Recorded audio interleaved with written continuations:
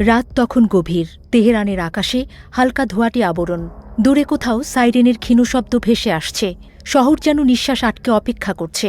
পরবর্তীতে কি ঘটতে যাচ্ছে কেউ জানে না। যুদ্ধের দিনগুলোতে রাতগুলো এমনই হয়, অস্বস্তিকর, অজানা আশঙ্কায় ভরা। ঠিক সেই সময়ে দেশের প্রতিরক্ষা ব্যবস্থায় এক গোপন কন্ট্রোল রুমে আলো ঝলমল করছে।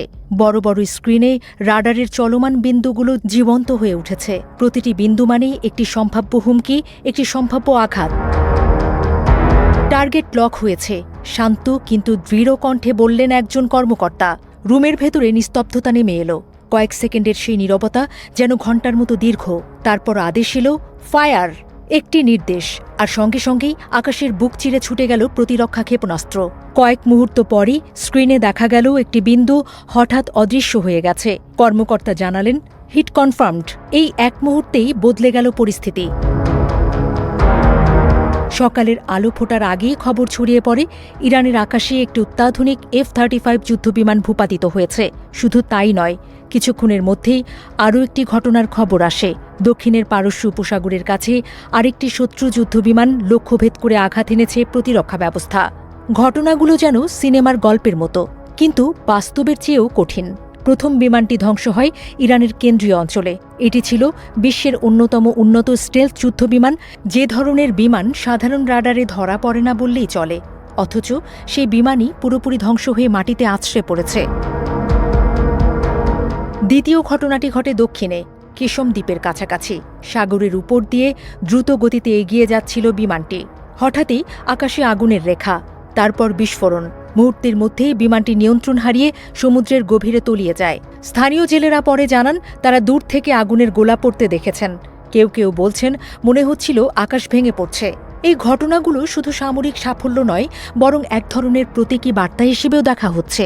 কারণ এর ঠিক আগে যুক্তরাষ্ট্রের পক্ষ থেকে দাবি করা হয়েছিল যে ইরানের প্রতিরক্ষা ব্যবস্থা প্রায় সম্পূর্ণরূপে ধ্বংস করে দেয়া হয়েছে। কিন্তু বাস্তব চিত্র যেন ভিন্ন গল্প বলছে। একজন সামরিক বিশ্লেষক বললেন, যে বিমানগুলো ভূপাতিত হয়েছে সেগুলোকে আধুনিক যুদ্ধের সবচেয়ে শক্তিশালী প্ল্যাটফর্ম হিসেবে ধরা হয়। এগুলোকে নামিয়ে আনা মানে শুধু প্রযুক্তিগত সক্ষমতা নয়, কৌশলগত দক্ষতারও প্রমাণ। এই ঘটনার পেছনের গল্প আরও গভীর। কয়েক সপ্তাহ ধরেই আকাশে অদৃশ্য এক লড়াই চলছিল। একদিকে উন্নত স্টেলথ প্রযুক্তি, অন্যদিকে নতুন প্রজন্মের প্রতিরক্ষা ব্যবস্থা। কে কাকে হারাবে তা নিয়ে চলছিল এক ধরনের প্রযুক্তিগত যুদ্ধ। ইরানের প্রতিরক্ষা বাহিনী নীরবে প্রস্তুতি নিচ্ছিল। তারা তাদের রাডার সিস্টেম, মিসাইল গাইডেন্স এবং ইলেকট্রনিক ওয়্যারফেয়ার প্রযুক্তি উন্নত করছিল। বাইরে থেকে অনেকেই ভাবছিলেন হয়তো এই প্রস্তুতি যথেষ্ট নয়, কিন্তু সেই ধারণা ভেঙে গেল একের পর এক ঘটনার মাধ্যমে। প্রথম বিমানটি যখন আঘাতপ্রাপ্ত হয়, তখন সেটি একটি বিশেষ মিশনে ছিল বলে ধারণা করা হচ্ছে।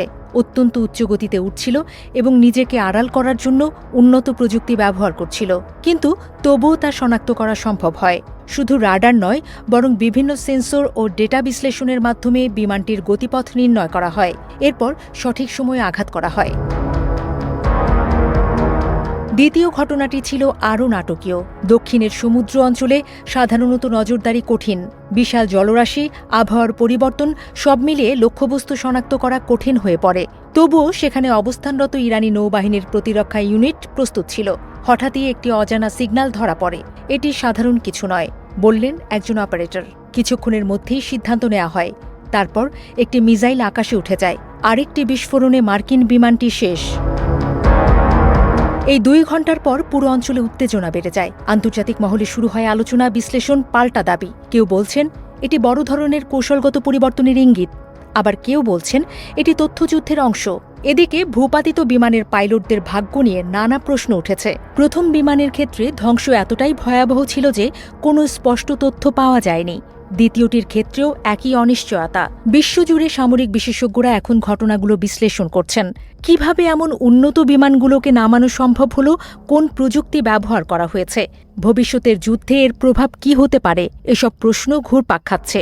একজন বিশ্লেষক মন্তব্য করেন, যদি এই দাবি সত্য হয় তাহলে এটি আধুনিক আকাশযুদ্ধের ধারণাকে বদলে দিতে পারে।